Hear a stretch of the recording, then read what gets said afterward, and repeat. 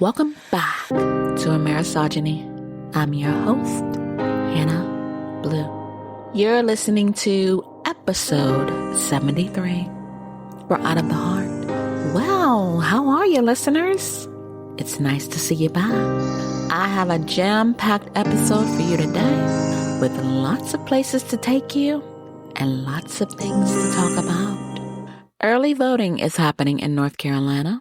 I got our mail-in ballots, and I saw something that looked sneaky, so I decided to investigate. It's an amendment that says, constitutional amendment to provide that only a citizen of the United States who is 18 years of age and otherwise possessing the qualifications for voting shall be entitled to vote at any election in this state. Specifically, the words for or against jumped out at me. Now, it's not going to change the law because it's already illegal for non-citizens to vote in state and federal elections. Now, if you know your laws and you know your history, you already know that. I'll tell you right now, vote against this, and I'll tell you why. It's a way to put a foot on the necks of immigrants who live here. North Carolina GOP supports this amendment, and I'm not going to do anything to help them discriminate against minorities.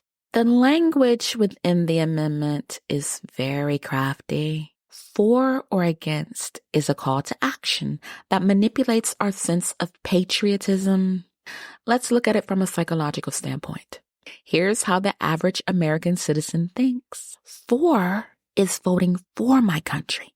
I can't vote against my country. That's exactly why GOP used for and against instead of yes or no. The North Carolina Justice Center called the measure an unnecessary and anti-immigrant tactic that will further marginalize North Carolina's immigrant communities. Democracy North Carolina called on voters to vote against this amendment, saying it would distort our state constitution and unnecessarily rewrite a provision that has served North Carolina for more than a century. I saw a post on Facebook that said, Southern states didn't mind when this group of undocumented immigrants came to America, and it had a picture of a slave boat. Now that's true. African slaves were brought to America against their will for one reason: to build America. That's right. All these nice plantations, some of them are still standing. African slaves built those. They planted the gardens. They cooked the food. They picked the cotton.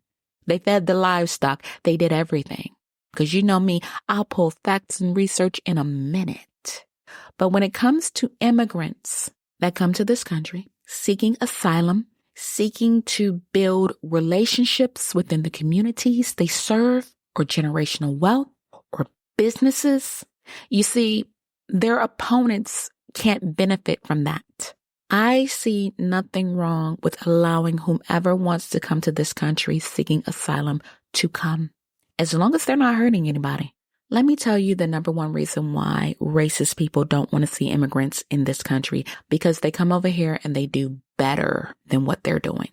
They're coming over here and they're working hard. They're not asking anybody to do their work for them. But you see, these people are not benefiting from the fruits of their labor. And that is the problem.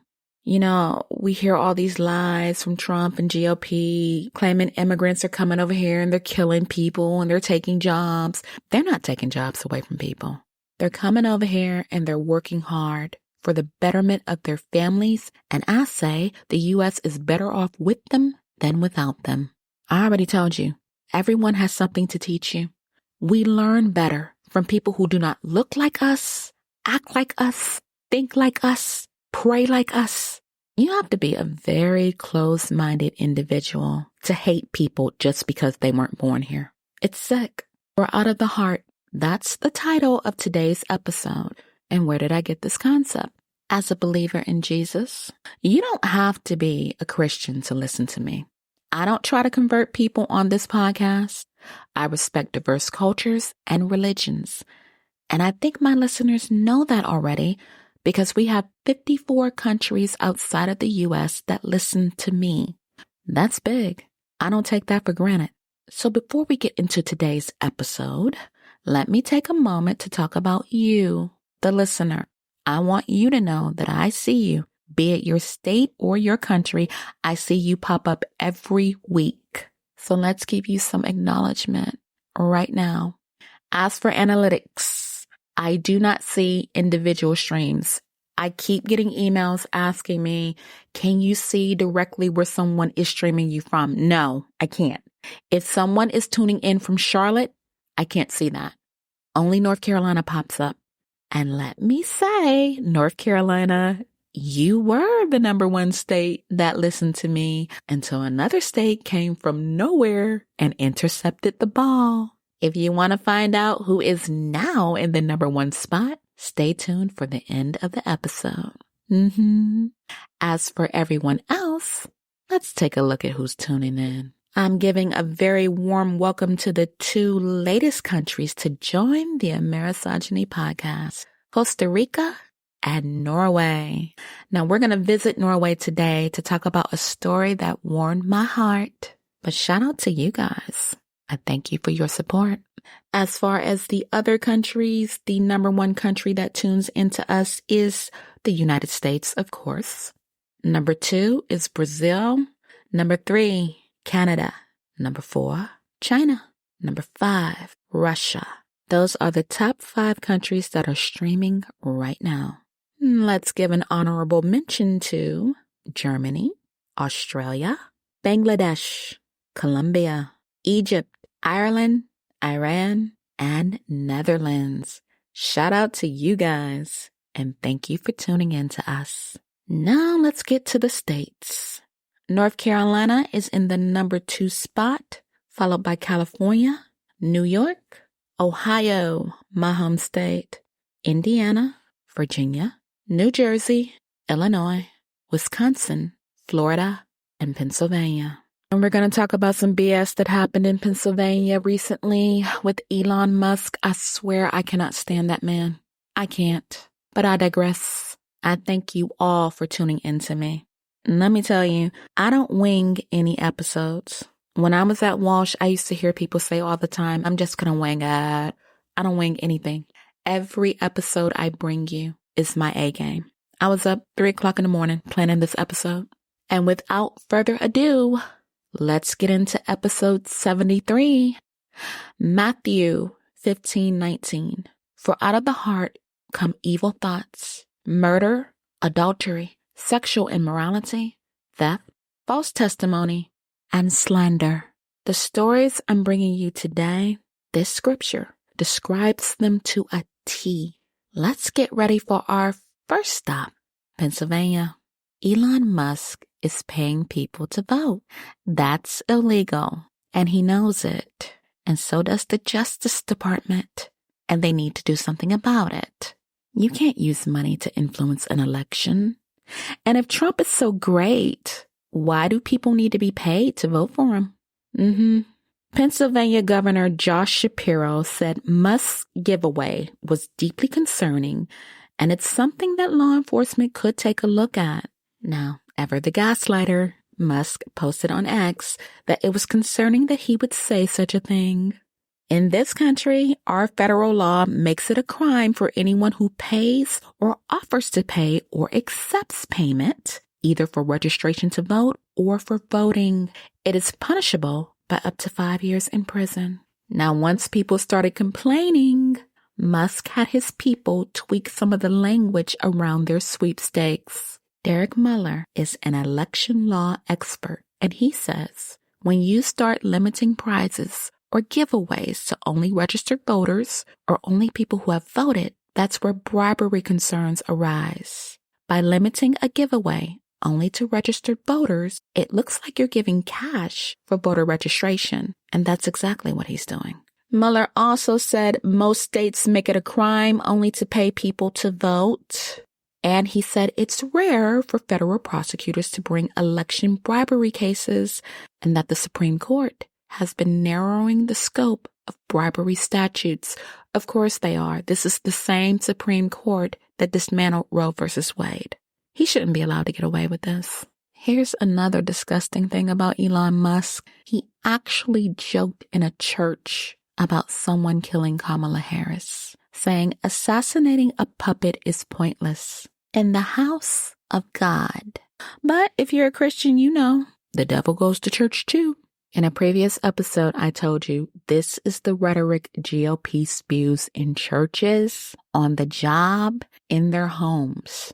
Hate has no place in a house of God. And I see nothing funny about what he said. Christianity is about loving your neighbor.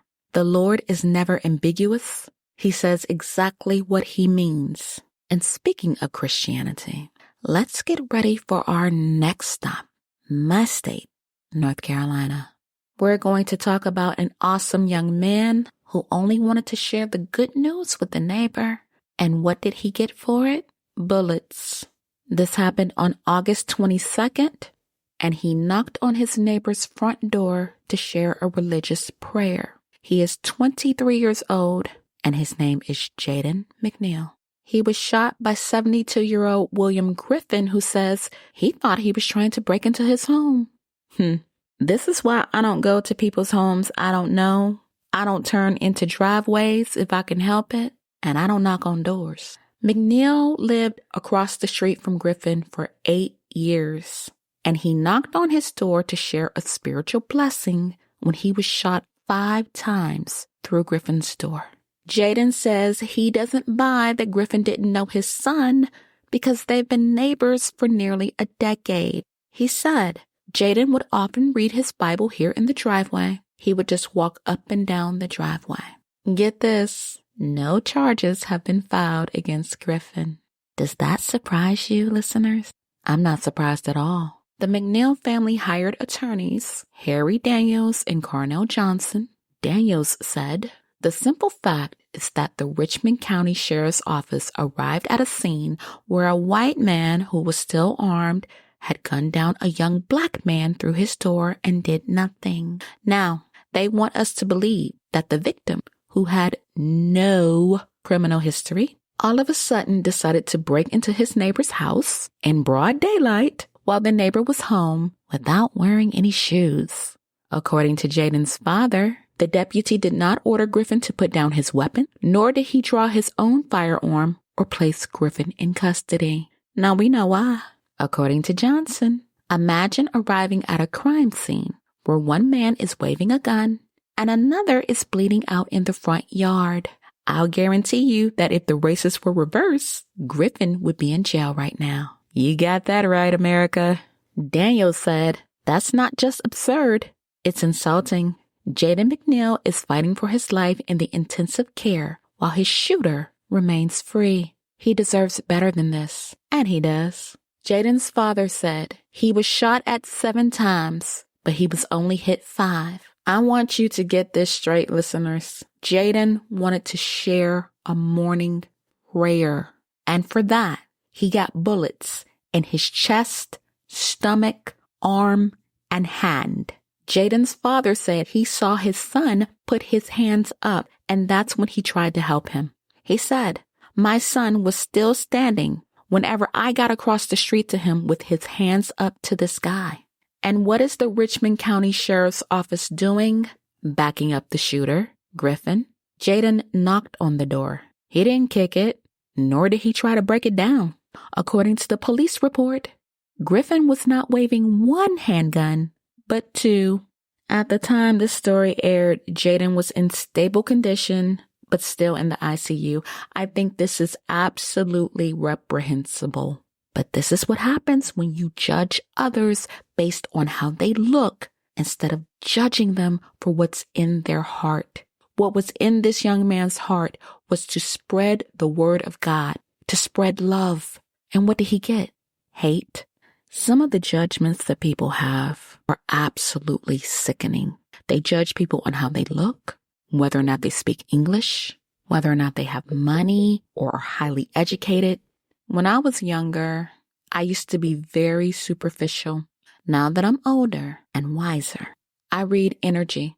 A person's energy tells me everything I need to know about them. And what a lot of people don't understand is people who can read energy, you can't fool them. And before we leave North Carolina, let me give a heartfelt shout out to Rojas Junk Removal. I asked for permission to give them a shout out on my podcast because I had such a positive experience with these guys. Let me tell you how awesome the guys at Rojas Junk Removal are. We're getting new furniture, so I needed my old furniture removed. They sent 2 guys. I could tell right off the bat, neither one spoke English, but that doesn't matter to me. Here's what's important. When they arrived, I felt good, positive energy radiating off both of them. Now, people who don't have this skill or this gift, whatever you want to call it, you're not going to know what I'm saying. But if you do have the gift of reading people, you know exactly what I'm saying. Both of these guys were the nicest, friendliest, most respectful men I've seen in quite a while. They were respectful of me. They treated me with grace and dignity. They were respectful of my home. And here's what I admired about them. The couch was so hard to get out of our front door. They did not give up. They kept trying to get it out. And one of the things I noticed about them, even though it was difficult, neither one got angry with each other. They were so patient. And even though I'm not fluent in Spanish, I was able to understand a little bit of what they were saying. They were trying to help each other and talk each other through the task. And they finally got the couch out of the door. And let me tell you, when they did, we all cheered in English and Spanish. I was so proud of them because they never gave up.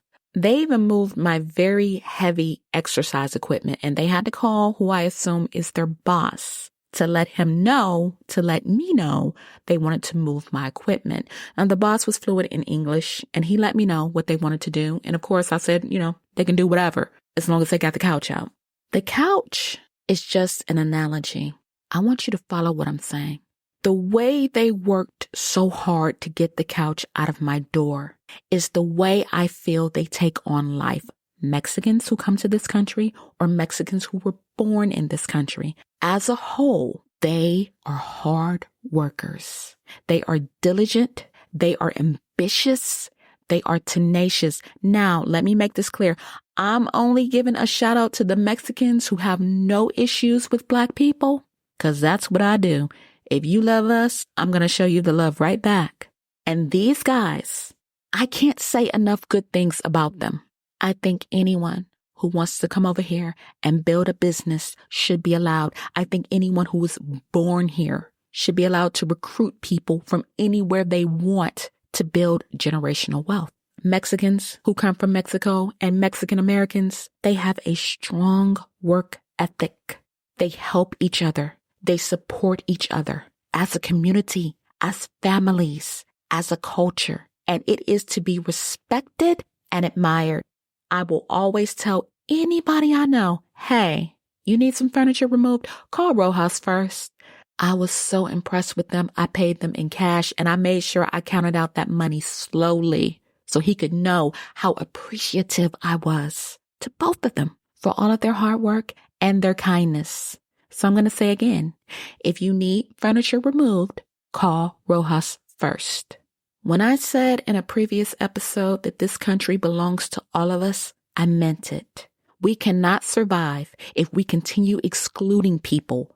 No one has the right to tell anybody they can't come to this country. Nobody. So Rojas, if you're listening, thank you so much. And thank you for embracing the values of professionalism and a strong work ethic. One of my models for 21 Blue Lash is a Mexican American. And when I tell you this woman is beautiful inside and out, I mean it. Shout out to Angela in Texas. We love you and your beautiful babies, Ava and Nomi.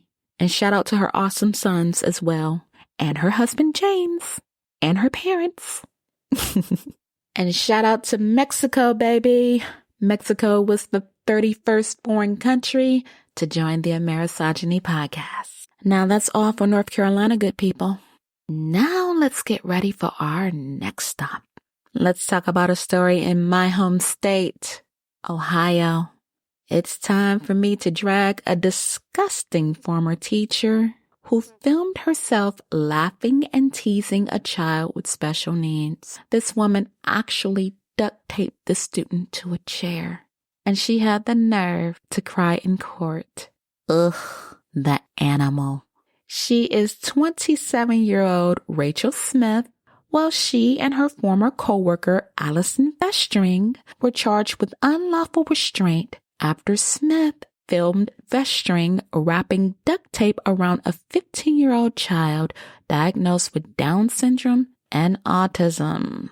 Now, you already know, if you've been listening to me for a while, you know how I feel about kids with special needs. So, Ohio, let's make sure she's humiliated some more. This happened at West Clermont High School. She was investigated after a CPS worker at the school reported both of them to the police. This 15-year-old child has limited speaking and physical abilities, and he was held in the chair for 2 to 5 minutes. 2 videos of the incident were shot, and in one video, Vestring is seen taping the boy to the chair, and Smith is heard asking him to stand up, even though he couldn't move. And the classmates started laughing. In the video, she says to the teen, "Okay, try and get up. Stand up." And as the students laugh in the background, the teenager said, "This isn't funny." And that earned him more laughter and ridicule. Smith mocked the teen and said, "This isn't funny." "Yes, it is. It's funny." And she sang this while laughing.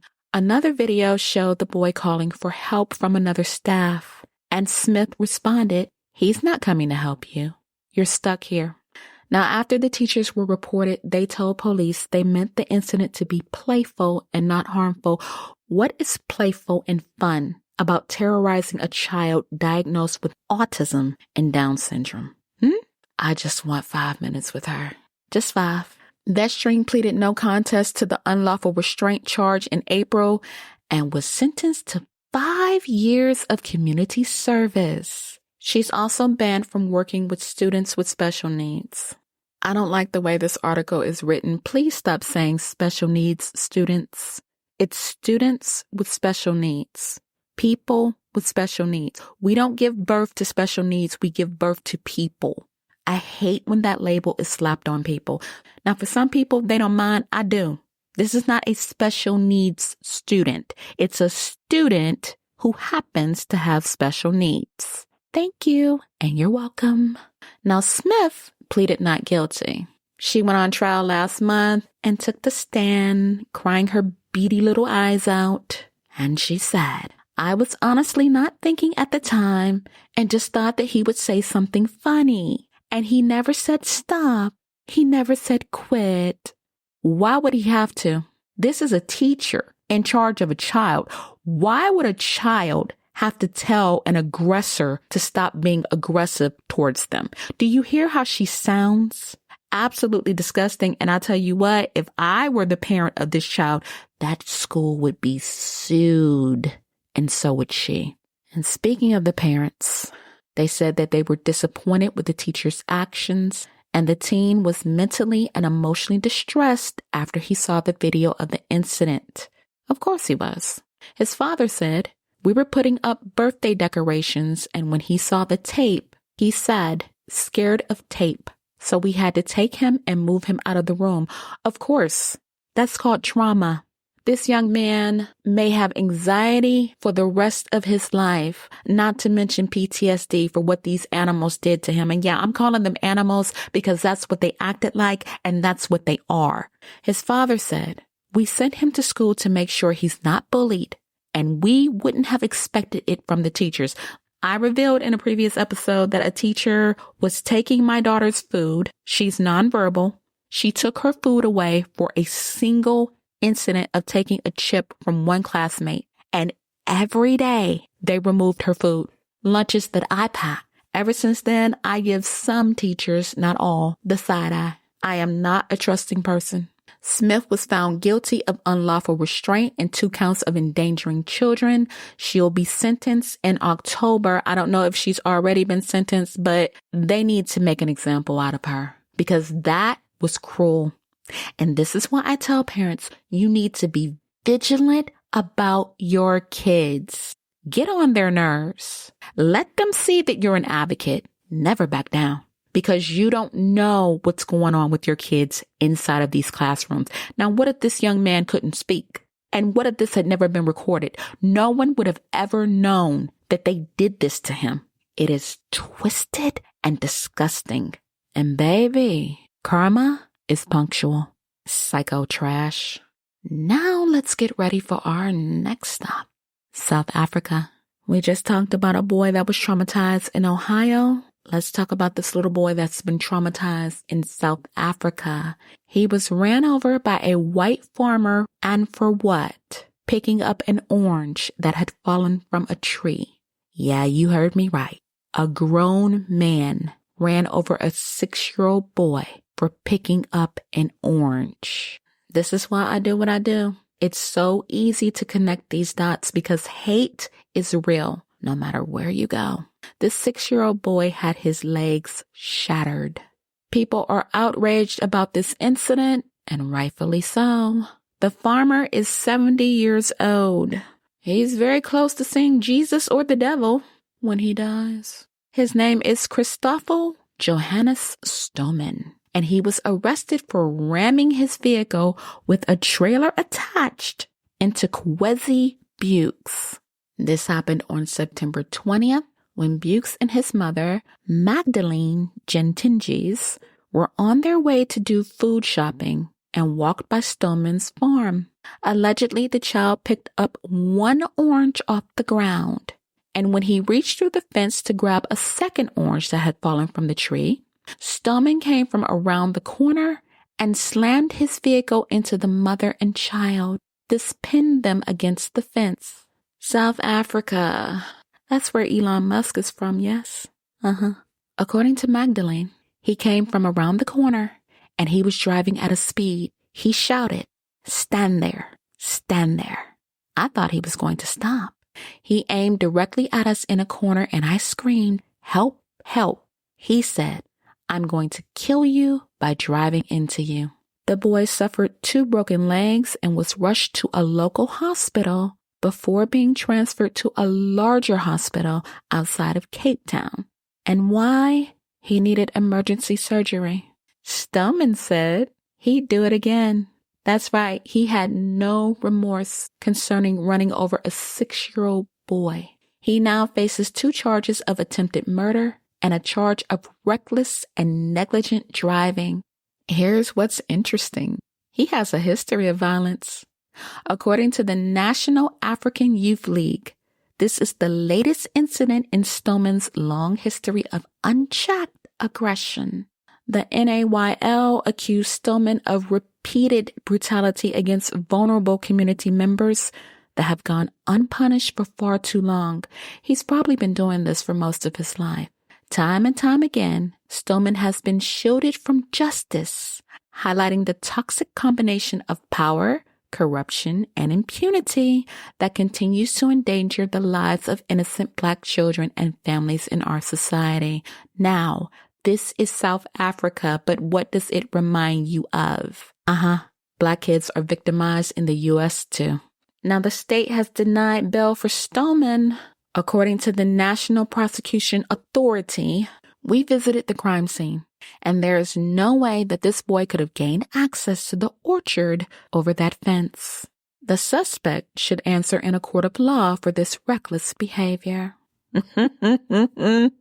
Listen to this. Stoneman's wife and brother-in-law testified on his behalf. His wife said he did not intend to harm the boy. She told the court that the child's mother declined their help and then left the boy behind at the scene before returning with the police.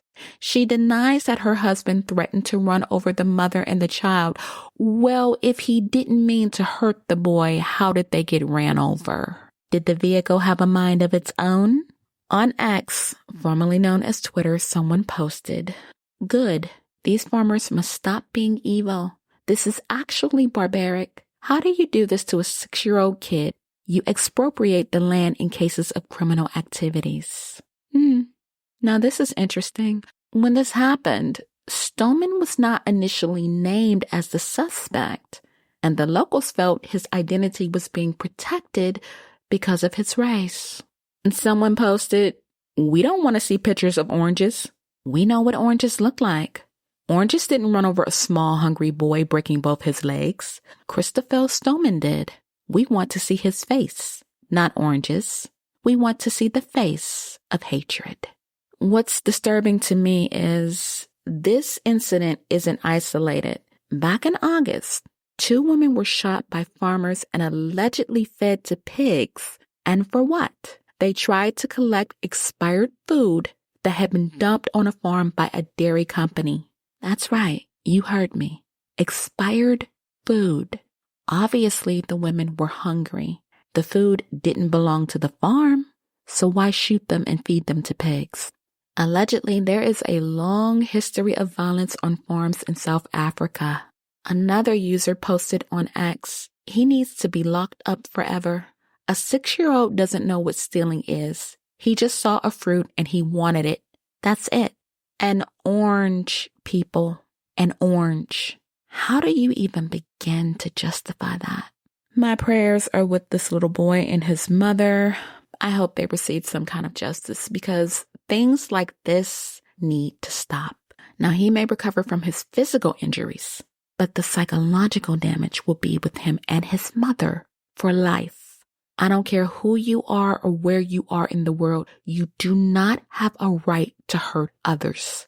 This is beyond twisted. I've said this before. A lot of the stories that I bring on this podcast may be hard to hear, but think of how much harder it is for the victims to live through it. Their voices need to be amplified, and that's why I do what I do. Well, it seems to me kids of any age can be victimized, and that's what we're going to learn about on our next stop, the Ivory Coast. 2 students have been killed, and it's led to all student unions in the Ivory Coast being shut down. Who is being blamed? FESHI. It is a student and school federation. The last names of the victims are Diamonde and Diagogue, and several FESHI members have been arrested in connection with their murders. It was also reported that an underground tunnel was used for torturing people and a brothel was found. Students say they knew FESHI ran the sites, but everybody was afraid to tell on them. One former student who asked to remain anonymous said, "You wouldn't have believed you were in a university in an organized country." She said, "I was threatened by FESHI many times. They tried to rape me. My boyfriend tried to stand up for me, and he was beaten up." She also said she had to pay FESHI members to leave her alone. She says she is still traumatized and has not set foot on the campus since dropping out. She ended with, "I don't know how it lasted so long, but now I feel relieved for the victims." According to the students, extortion was common. Jose Aristide said, "I was supposed to pay $100 per month for my room, but they were forcing me to pay $250 per month. There was no other option. Everyone feared them." When the student union ban was announced, people celebrated. Now, in the 90s, FESHI was set up as a student body, but it soon became an anti-government protest group and got involved with organized crime. Former FESHI leaders are Guillaume Soro and Charles Blagoud. Terrible. Well, I'm glad the students finally got some relief, and let's hope FESHI is gone for good. Now we're on to our next stop, and this is a lighter story. In the latest country that has joined our Amerisogyny podcast, Norway. I love this story so much, I wanted to share it with you guys. There is a TV station in Norway. All of the reporters have intellectual disabilities, including autism. The TV station is called TV Bra, which means TV Good. Their weekly programs are shown on TV and their app. The program centers around subjects that affect people with intellectual disabilities, news, entertainment, and sports, but also cover issues like climate change. Between 4,000 and 5,000 people watch TV Bra every week. Emily Ann Riddell is a reporter for TV Bra. She has a diagnosis of Down syndrome, and she says, I love being a reporter, so that is what I am. I am a reporter. Now, she has to wear makeup when she goes on camera, but she says, I'm not normally a makeup person, but I do have to use it because I'm a reporter. Emily, we can help you out with that. Go to www.21bluelash.net and order from us. We would love to see us on TV, brah. Emily says, when I work here, I have to be very professional. I have to follow the script and not talk about personal stuff. Camilla Kavalheim started TV Bra. She's the editor, and she does not have an intellectual disability. According to Emily, Camilla is kind to her reporters, but also tough, and she asks them to do things again if they're not right. Emily says, when she is being proud, she says, I like this part. I like this part. That is what I want to see. At times, Camilla changes the way that the reporters work to make it easier for them. According to Emily, Camilla is a beautiful woman that I love so much. So why did Camilla start TV Bra? She said, I felt that there were so many stories untold. They were so interested in politics and different things in life. According to her, people with intellectual disabilities have experiences and ideas that most people don't know about. She also believes it's important for people with intellectual disabilities to know about the news. And if they do, they can be a part of society more and ask for improvements in their lives. Yeah, that's called being viable citizens. I also think it's important for them to understand politics and to know who to vote for. Absolutely. TV Bra makes special programs before an election to explain how to vote and why it is important. This is something I would love to see in the U.S. Now, sometimes the reports are serious and sometimes they're funny. Sven Andre is a reporter at TV Bra, and he also has a diagnosis of Down syndrome. He says, TV Bra is important because we are talking about people who are disabled and what our rights are in real life. And the Norwegian government agrees that TV Bra is important. Lubna Jaffe is Norway's Minister of Culture and Equality. According to Jaffe, TV Bra takes on an important role by presenting news and current affairs in a way that's understandable and inclusive. I think this is awesome, you guys. Man, I am so happy Norway popped up on our analytics, and I am so very happy and honored to share this story with my listeners. Shout out to Norway. Please continue doing what you're doing for people with disabilities. We see you, and we are sending you all the love and much respect from the U.S. This has been a great episode. We started out rough, but I love ending things on a positive note. But before we go, have you ordered your copy of Platerius? I just received my copyright certificate for Book 2, The Rise of Reve, and I'm waiting on the other for Book 1. I think I told you this before. I believe in copywriting and trademarking everything. Now, there's no guarantee that people aren't going to steal your work, but it's best to always be prepared.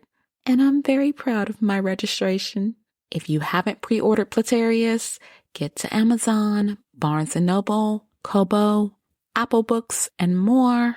I'm going to keep reminding you guys all the way up until the launch date, January 18th. And one more thing. I promised to reveal the state that knocked North Carolina out of the #1 spot, and that is Delaware. Delaware came out of nowhere and started streaming. A special shout out to Delaware. Thank you for all of your support. Advocacy is the name of the game. That's what we do best, and that's what we've done. And with that, I'm out of time. If you learned anything in this episode, feel free to follow me. By now you know where. Podbean, Apple Podcasts, Spotify, Samsung, iHeartRadio, Amazon Music, YouTube Music. And I'm going to put this one out there too because I see a lot of downloads on it. Google Chrome. It seems Google Podcasts is still around. I'm thankful to see that. This is our 73rd episode. People, we are almost at 75 episodes. Can you believe that? And you know what happens next? 25 after 75 is 100 episodes. I am so excited. When I started this podcast, I wasn't sure if anybody would listen to me. And now look at us, 54 foreign countries outside of the United States. That is a major accomplishment. I don't know what I'm saying to keep you guys coming back, but I'll continue to work hard on this podcast and make sure that your time with me is enjoyable and informative. The weekend is here, you guys. So you know what I want you to do. I want you to be easy and be good to yourselves and others. I will be back with more stories. Until then, take care of yourselves. Have an awesome weekend. And as always, God